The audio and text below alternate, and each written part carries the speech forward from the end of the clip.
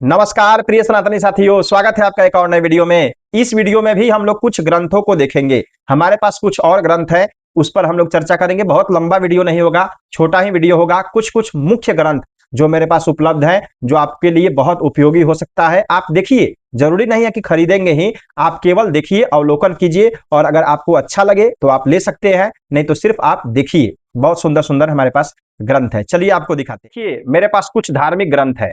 ठीक है, चलिए मैं एक एक करके इन ग्रंथों का विवरण आपको दिखाता हूं। आपको सभी प्रकार का ग्रंथ लेने की कोई आवश्यकता नहीं है, आप केवल देखिए, जो आपके लिए उपयोगी हो वही ग्रंथ लेंगे। सबसे पहले मेरे पास एक पुस्तक है जिसका नाम है हनुमद रहस्य। ये इस पुस्तक की खासियत है, बहुत दिव्य पुस्तक है।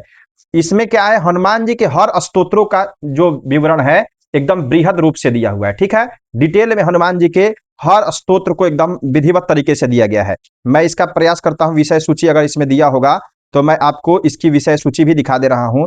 आप कह सकते हैं कि हनुमान जी की उपासना के लिए यह जो पुस्तक है बहुत दिव्य पुस्तक है। आप इसमें हर चीज, इसमें विषय सूची शायद नहीं दिया है। आप इसको लीजिए, अगर आपको कहीं से मिल जा रहा है यह पुस्तक, आप लोग कमेंट करेंगे तो मैं बनारस जा रहा हूं तो वहां से इस पुस्तक को ला दूंगा बहुत सारा। आप इस पुस्तक को मंगा सकते हैं। इसमें हनुमान जी का बहुत एक मुखी स्तोत्र से लेकर के पंचमुखी हनुमत कवच इत्यादि सब कुछ एकदम डिटेल में दिया हुआ है। हनुमान जी के पूजन के लिए यानी स्तोत्रों के लिए विशेष करके यह बहुत उपयोगी पुस्तक है।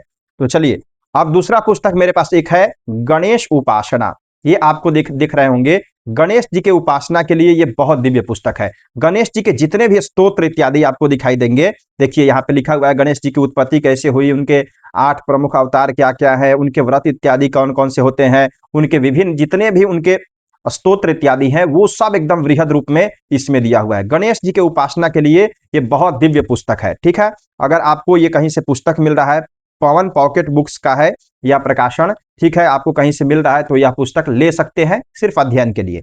ठीक है, आप देखिए मेरे पास एक पुस्तक है उपनयन पद्धति। ये लेखक शिवदत्त मिश्र जी के पुस्तक है। उपनयन संस्कार कराने के लिए ये बहुत ही सरल पुस्तक है, बहुत सरल और दिव्य पुस्तक है। उपनयन संस्कार कराने के लिए जनेऊ, ये बहुत अच्छा पुस्तक है। इसका मैं अवलोकन करता हूं।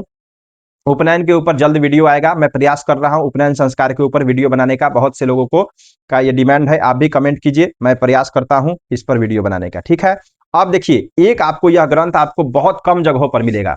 ये जो ग्रंथ है कातीय दिष्ट दीपक, ये पुस्तक का नाम है 10 पौर्णमास पद्धति।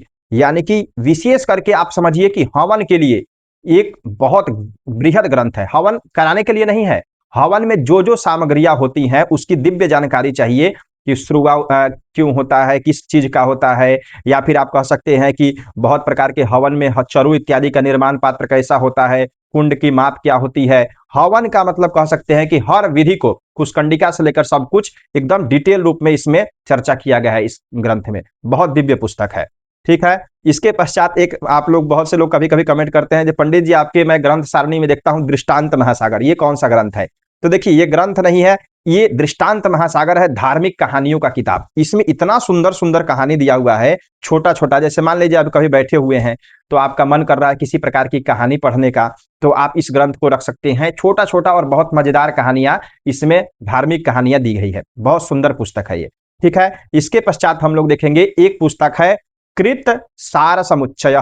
पूरे साल का जो व्रत त्योहार इत्यादि होता है, कौन से महीने में किस प्रकार का व्रत करते हैं, उसका क्या निर्णय है, ये पुस्तक में दिया हुआ है। ठीक है, ये मिथिला से प्रकाशित पुस्तक है।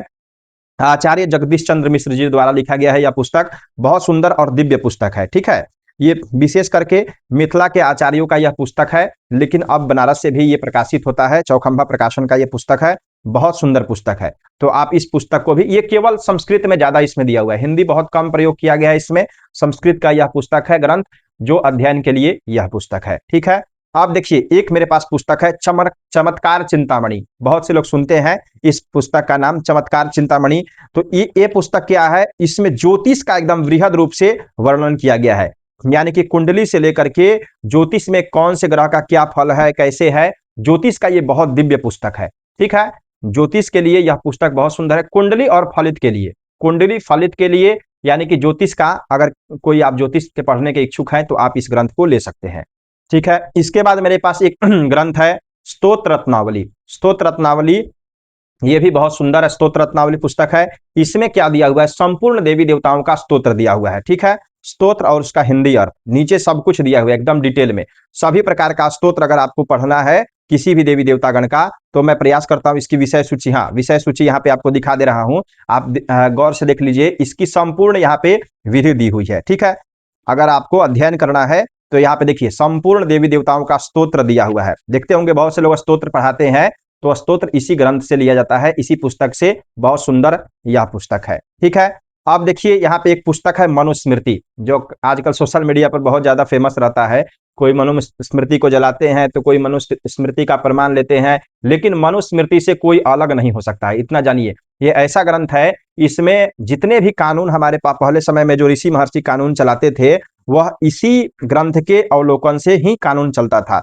इसमें हर चीज दिया हुआ है, किसका कौन सा लक्षण होता है, कौन सी चीज कैसे करना चाहिए, ये सब एकदम डिटेल रूप में यहाँ पे दिया हुआ है, अध्याय बाई अध्याय। बहुत दिव्य पुस्तक है ये। अगर आपको मनुस्मृति पढ़ने की इच्छा होगी, आप लोगों को पता ही होगा, तो इस ग्रंथ का अवलोकन आप कर सकते हैं। और एक पुस्तक आप देखेंगे तो 108 चालीसा पाठ संग्रह, ये बहुत सुंदर पुस्तक है, ठीक है।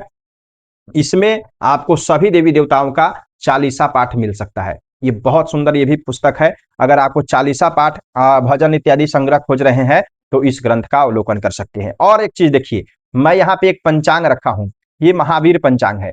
अगर यह पंचांग आप लोगों को चाहिए, पार्सल के रूप में मंगाना चाहते हैं, या इसमें से कुछ पुस्तक हमारे पास मिल जाएगी, तो आप इस नंबर पर संपर्क कर सकते हैं। यह पंचांग की खासियत क्या है, ये बहुत सरल तरीके से इसमें सब कुछ दिया होता है। यानी कि विवाह का मुहूर्त देखना है, वह भी एकदम सरलतम से तरीके से दिया हुआ है। यहाँ पे देखेंगे तो आप मुहूर्त सारणी में मैं आपको दिखाऊं तो हर प्रकार का मुहूर्त यहाँ पे देख रहे हैं, सभी प्रकार का मुहूर्त पहले ही लिख दिया होता है। आपको कोई विशेष गणना करने की आवश्यकता नहीं है, बस इस पंचांग को लीजिए और देखिए। आप हर साल शुरुआत में ही, जनवरी में ही चाहे तो आप यह पंचांग हमसे मंगा सकते हैं। हमारे पास यह पंचांग उपलब्ध रहती है, अभी भी उपलब्ध है। इस साल 2026-27 का पंचांग आ चुका है मेरे पास। आप चाहें तो ये पंचांग हमसे ले सकते हैं। ये महावीर पंचांग का प्रयोग हम लोग बहुत करते हैं, बहुत सुंदर और दिव्य पंचांग है, ठीक है। बाकी आपके तरफ जो पंचांग चलती होगी उसका भी आप लोग प्रयोग कर सकते हैं, ये आपके ऊपर है, ठीक है। तो ये मेरे कुछ ग्रंथों की सारणी है, और भी बहुत सारे ग्रंथ हैं। अगर आप लोग कमेंट करते हैं इस वीडियो पर कि और ग्रंथों का सूची दिखाइए, तो मैं और ग्रंथों को दिखाऊंगा, ठीक है। छोटा छोटा ऐसे ही वीडियो बना करके और ग्रंथों की सूची आप लोगों को दिखाऊंगा, ठीक है। इस वीडियो में इतना ही। इतना प्रेम और धैर्य से संपूर्ण वीडियो को देखने के लिए आप सभी का बहुत बहुत धन्यवाद। हर हर महादेव, जय माता दी।